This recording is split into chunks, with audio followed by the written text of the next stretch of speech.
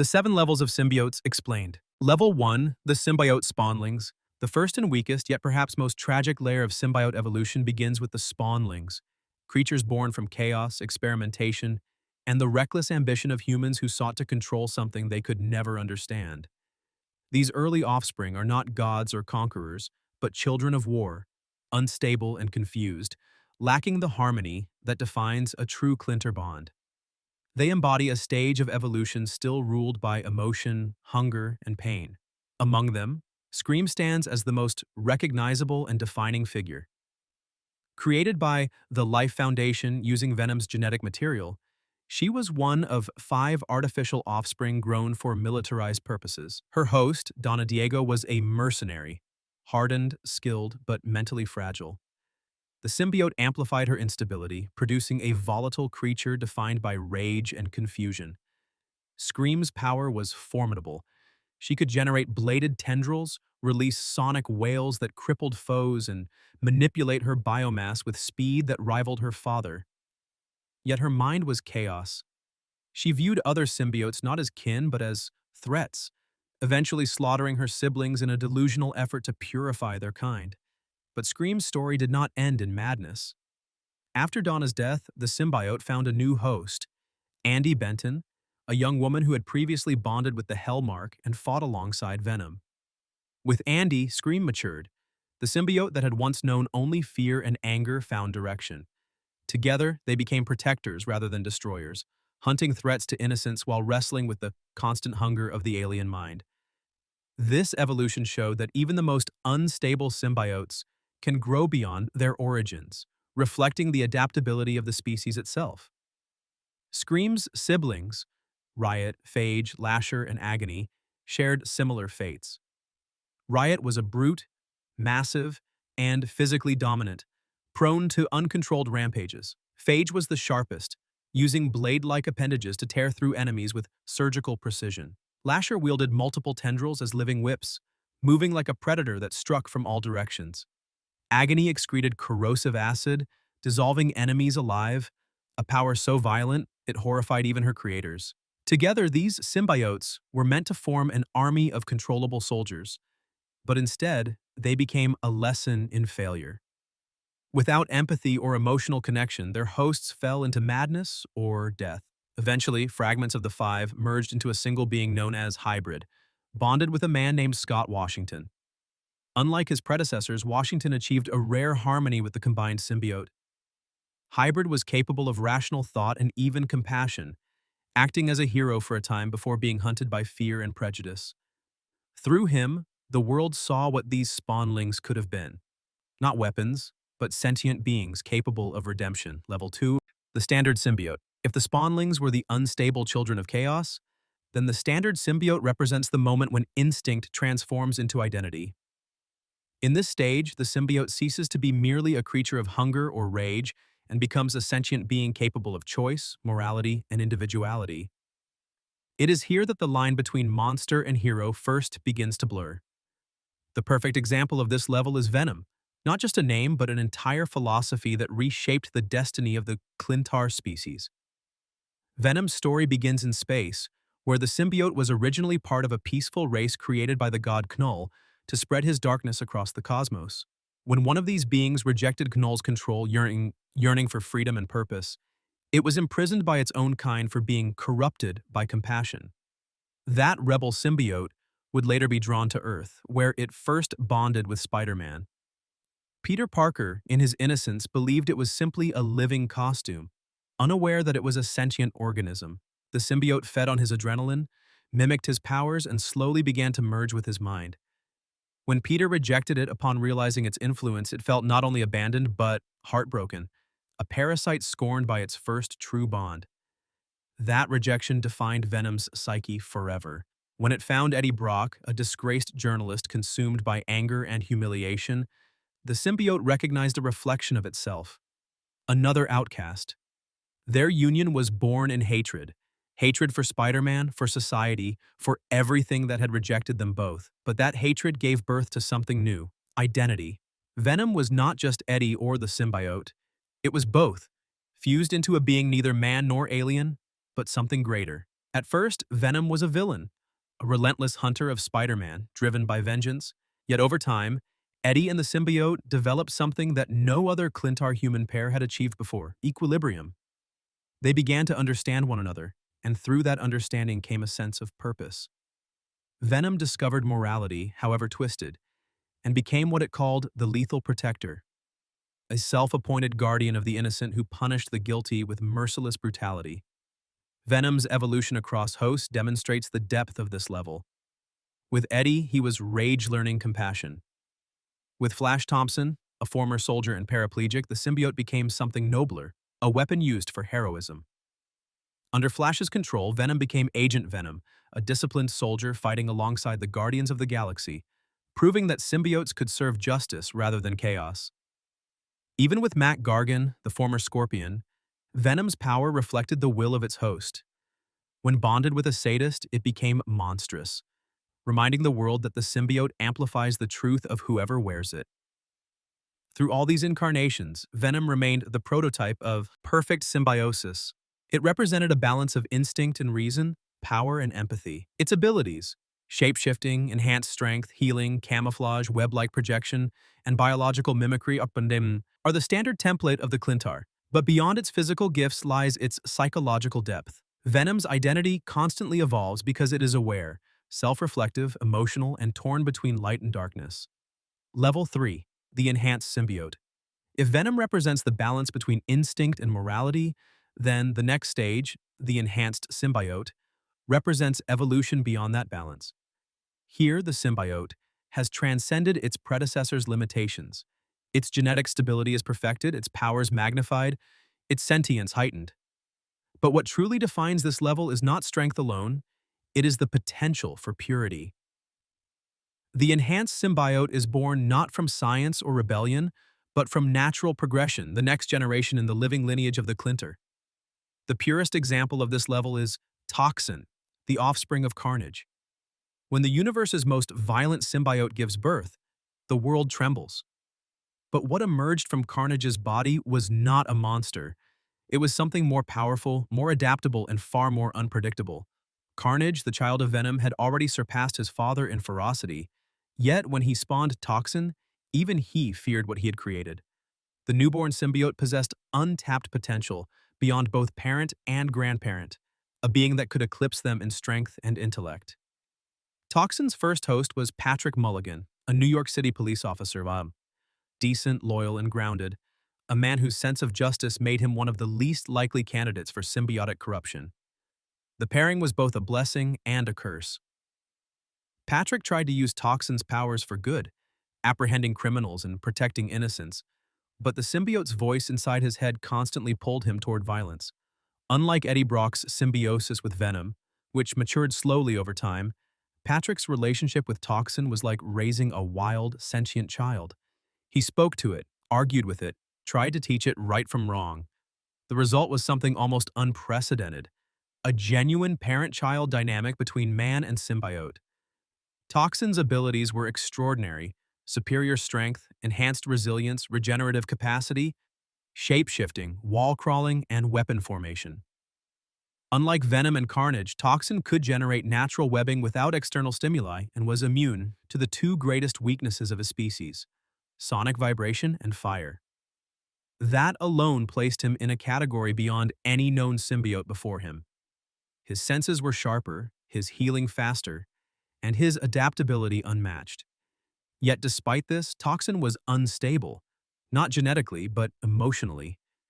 His youthful curiosity and unpredictable impulses made him both a protector and a danger. When Patrick died, Toxin's story didn't end. The symbiote passed through several hosts, including Eddie Brock himself, who became Toxin for a time, embracing the creature's power in an attempt to redeem it, and Carnage, who briefly reabsorbed it to strengthen himself. Through each transition, Toxin evolved, absorbing traits from every host, learning faster than any of its kind.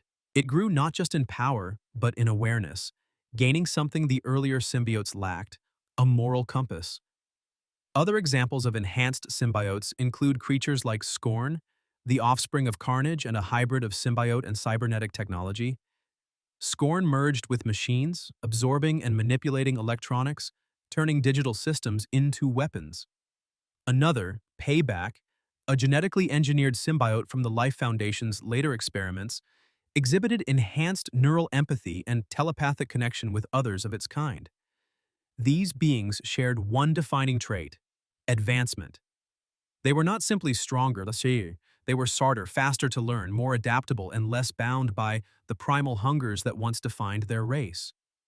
Thematically enhanced symbiotes represent the adolescence of the Clinter species. Where the spawnlings were children and Venom a mature adult, Toxin and his kind are something like evolutionary teenagers, powerful, emotional, questioning their nature, and seeking purpose beyond survival. They struggle with duality, the urge to protect and the temptation to dominate. They are neither purely monstrous nor purely noble, and their potential swings in both directions: salvation or annihilation. Level 4, the elite symbiote. At this stage of symbiote evolution, the creature no longer battles instability or self-identity. It has achieved complete unity with its host, not as a partnership, but as a fusion. A single consciousness born from two beings. This level is where the Clintar becomes something terrifyingly pure, a perfect predator whose instincts and intellect are in absolute alignment. The elite symbiote does not need control, and it does not crave acceptance. It simply is, a seamless being of will and violence. The embodiment of this level is Carnage. Carnage is not just a name or a villain, he is a philosophy. He is the moment the symbiote species realized that complete harmony with a host could lead not to peace, but to apocalypse. When the Venom symbiote spawned its offspring during its brief imprisonment, that child bonded with Cletus Cassidy, a sociopathic serial killer whose worldview was built on chaos and blood. The fusion was instantaneous and irreversible. Where Venom and Eddie Brock struggled, argued, and balanced each other, Carnage and Cassidy simply became one. There was no separation of voices, no inner debate. The symbiote didn't corrupt Cassidy, it completed him. This perfect harmony of madness made Carnage something unique in all of Marvel's mythos. A creature of absolute freedom, he killed not for revenge or hunger, but for the sheer ecstasy of existence without boundaries. To him, chaos was the natural order, and murder was not sin but expression. Unlike Venom, who occasionally sought redemption, or Toxin, who battled his morality, Carnage embraced his nature without restraint. He represented what the symbiotes could become when they abandoned empathy, creatures of beauty and horror, art and atrocity, driven by an almost spiritual devotion to entropy. Carnage's abilities far exceeded those of his predecessors. His bond with Cassidy was not limited to the surface of his skin, but extended through his bloodstream, making separation virtually impossible. He could regenerate from a single cell, survive near total disintegration, and adapt to environments where other symbiotes would perish. His biomass was fluid and alive, capable of spawning tendrils, blades, wings, and even separate organisms that acted as extensions of his will. He could generate new symbiote spawn, infect others through his blood, and, in some storylines, merge with entire populations, creating hive networks linked to his consciousness. Over time, Carnage's power expanded beyond the physical.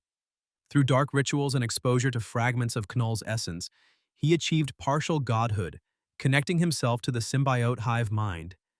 He became not merely a killer, but a prophet of the abyss, preaching the gospel of destruction. His worship of chaos evolved into a form of cosmic nihilism, a belief that life, law, and morality were illusions, and that the universe itself was born from blood. When he absorbed pieces of Grendel, one of the ancient symbiote dragons, Carnage transcended his own limits, becoming a living conduit for Knull's power on Earth. While Carnage remains the archetype of the elite symbiote, there are others who approach this level in different ways. Hybrid, formed from the union of Scream's siblings, briefly achieved a stable fusion across multiple entities, operating with near-perfect coordination between human and alien minds. Lasher's later evolutions displayed hive control over cloned tendrils, while Phage's militarized versions in later stories demonstrated combat instinct far superior to Venom's early stages. But none reached Carnage's level of unity. Where they balanced, he devoured. Where they struggled for control, he dissolved the line entirely. Level 5, The unique variants lies a rarer, more mysterious echelon of the symbiote hierarchy. The unique variants. These are not products of natural spawning or random mutation. They are biological miracles, singularities within the Clintar genome that break the rules of their species. Each one possesses properties and consciousness that diverge so profoundly from the symbiote norm that they cannot be classified merely as offspring or evolutions. They are something else. Entities that mark a turning point in symbiote history where parasitism gives way to transcendence. The clearest and most famous of these anomalies is anti-venom. Where venom represents hunger, corruption, and survival, anti-venom symbolizes purification and rebirth. Eddie Brock's transformation into anti-venom was not a planned evolution, but an accident. A convergence of suffering, faith, and cosmic irony. After separating from the Venom symbiote, Eddie was left dying from cancer. Seeking redemption for his past, he came under the care of Martin Lee, also known as Mr. Negative, whose healing touch imbued Eddie's body with a form of regenerative energy. When microscopic remnants of the Venom symbiote within Eddie's body interacted with this energy, they mutated, transforming into something entirely new. The result was anti-venom, a being of opposite polarity to its progenitor.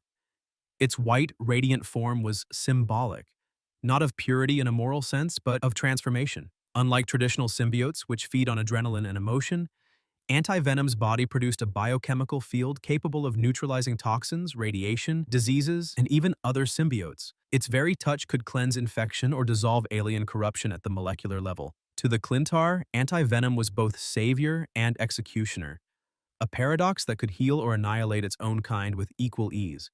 Eddie's bond with anti-venom differed from his relationship with Venom in profound ways. Where the black symbiote whispered, manipulated, and tempted, the white symbiote was silent, calm, almost reverent.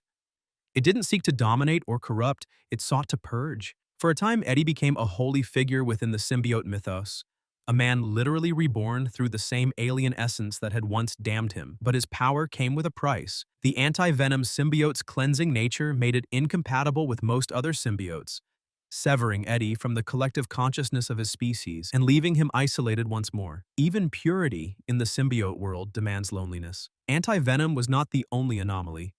Others emerged across time, each reflecting a different facet of the symbiote potential for growth. Mania, the offspring of Venom, bonded with Andy Benton, who had previously hosted Scream. Unlike her progenitors, Mania developed a psychic link to hell itself, integrating infernal magic into her biology. Her symbiote could emit demonic energy, command minor imps, and resist both physical and spiritual corruption. In her, science and mysticism intertwined, a union once thought impossible for the Clintar. Then came Sleeper, Venom's final offspring, and perhaps the most unique of all. Born not of conflict but of conscious creation, Sleeper was carefully nurtured by Venom to avoid the madness that had consumed its siblings. It bonded with Telkar, a Kree soldier, and later found independence as a free entity, one of the few symbiotes to survive, without a host for long periods.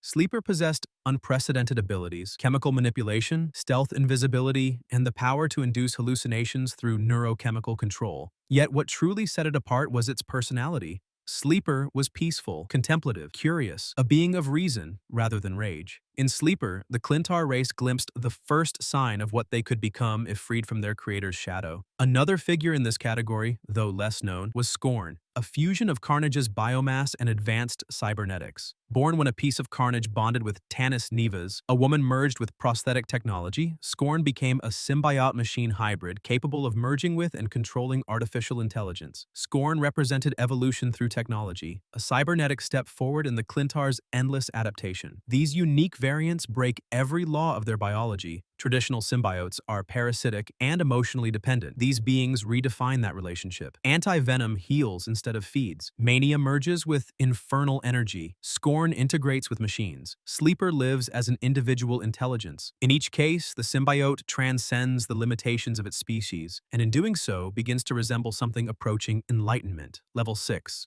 The God-tier symbiotes. Long before the age of Venom, Carnage, or even Clintar civilization, there was a darkness older than galaxies, a silence so absolute that creation itself trembled when it was broken. From that silence was born Null, the god of darkness, the first being to ever look upon the light of the nascent cosmos and despise it. In his fury, he forged living shadows from the abyss of his own essence, amorphous entities made from the void, meant to extinguish the light of the celestials. These were the first symbiotes, his children of darkness, and among them, none were more terrible or divine than Grendel, the dragon of Carnage, the archetype of the god-tier symbiotes. Grendel is not a symbiote in the way Venom or Carnage is. He is a legion-given form, a cathedral of living shadow, a creature so vast and ancient that his presence alone could smother entire cities in madness.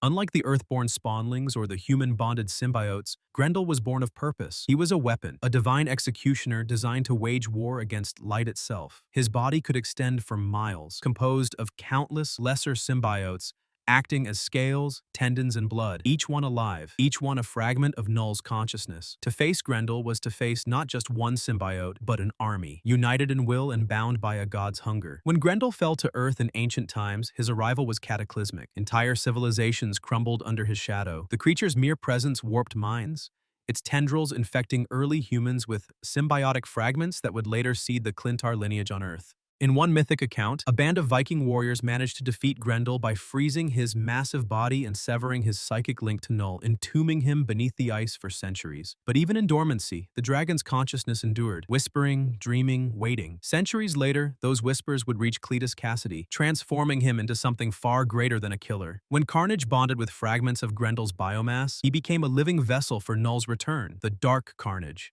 Empowered by the god dragon's essence, Carnage became more than a symbiote. He became a prophet, his body a shrine to the primordial darkness. Through Grendel's remains, Null's voice reached across the void once more, awakening slumbering fragments of the symbiote hive and summoning them to unify under his command. Grendel's existence reshaped symbiote mythology. Until his reawakening, the Clintar were believed to be an alien species that evolved naturally.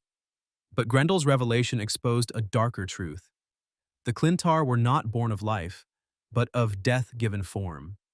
They were not creatures of biology, but of divinity, shadows carved from a god's hatred, masquerading as life.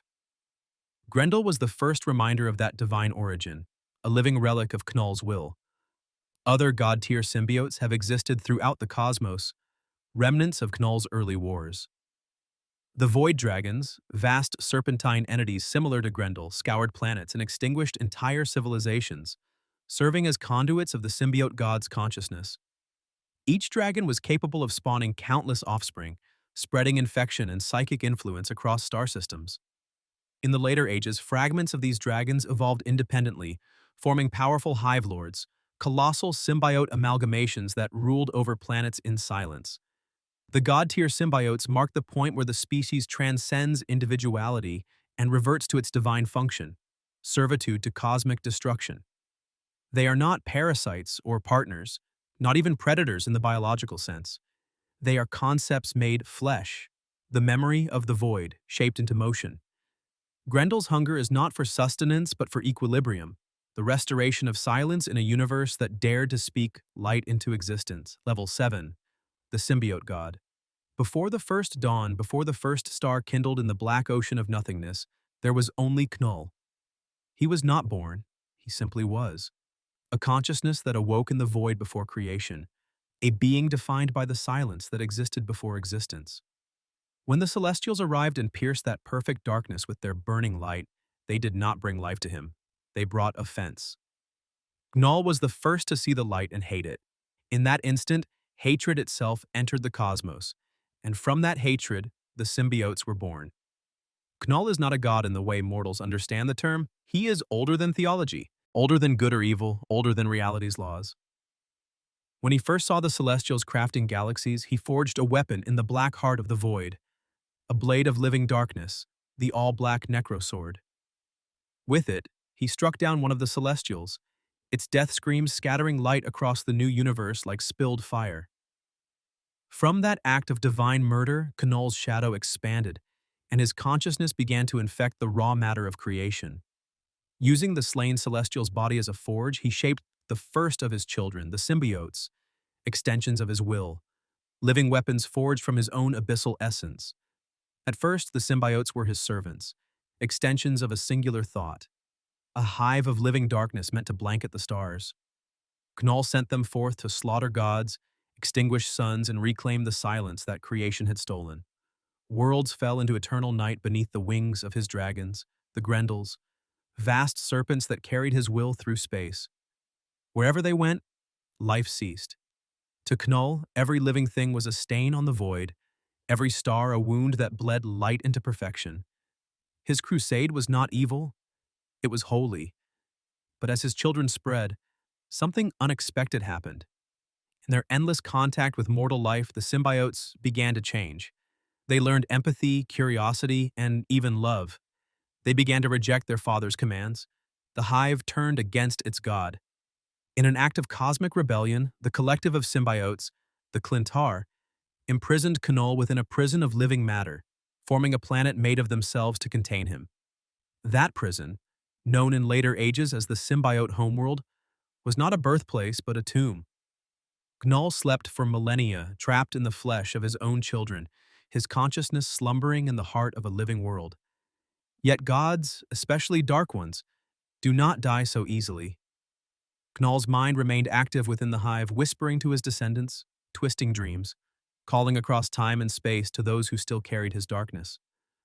When symbiotes bonded with hosts prone to violence or madness, men like Cletus Cassidy, they became conduits for Knoll's influence. His power seeped back into reality through faith and blood. The cult of Null, the Church of the Dark, rose in secret, awaiting the moment their creator would awaken once more. When he finally did, his return was heralded not by light, but by silence. He emerged from the abyss like a storm of black flame, riding his dragons across galaxies, his red eyes burning brighter than dying suns. Entire civilizations fell to their knees, their gods slain and their champions devoured. Null's mere presence bent reality. His shadow erased entire fleets. His body was a living void, his armor an extension of the same symbiotic darkness that birthed Venom and Carnage. The Necrosword, his first creation, pulsed with every heartbeat of the void, devouring gods as easily as stars. Yet, Knoll was not a mindless destroyer. His evil was ancient and patient.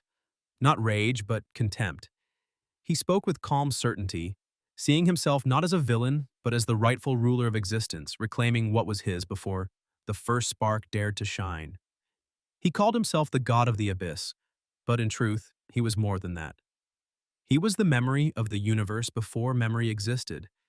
When he gazed upon Venom, upon his rebellious children who had learned compassion and individuality, he saw only betrayal. To him, love and empathy were diseases, infections spread by light. And so he sought to cleanse them, to unmake every world his children had touched. It was only through the evolution of the symbiote species, meant through Venom's final ascension, that Null was finally undone. When Eddie Brock became the new god of the symbiote hive, channeling the light of the Enigma Force itself, he confronted Gnoll not as a host or a mortal, but as an equal. Their battle was not fought with fists, but with cosmic purpose. Light versus shadow, creation versus silence. In the end, Gnoll was cast into the heart of the sun, his body torn apart, his consciousness scattered into the void. Yet his death felt less like an ending and more like a return, the darkness reclaiming itself. Null represents the ultimate form of the symbiote lineage, not a parasite, not a weapon, but the principle of oblivion made flesh. Every symbiote carries a fragment of him within its cells, a sliver of his will that whispers across generations. He is not merely their creator, but their reflection. Every act of compassion among them is rebellion against his nature, every act of destruction a remembrance of his origin. In the hierarchy of the symbiotes, Knoll is not just the highest level, he is the foundation beneath them all. Without him, there would be no Venom, no Carnage, no Scream, no Anti-Venom, no Grendel. Every bond, every transformation, every moral struggle within the Clintar species is an echo of Knoll's eternal war with creation. He is the first void, the father of shadows, and the silent truth behind every scream. And though his body may be gone, his essence endures. For the void never truly dies. It waits, patient, eternal, dreaming in the spaces between stars. for the day when the light falters, and the universe remembers that before there was life, there was only null.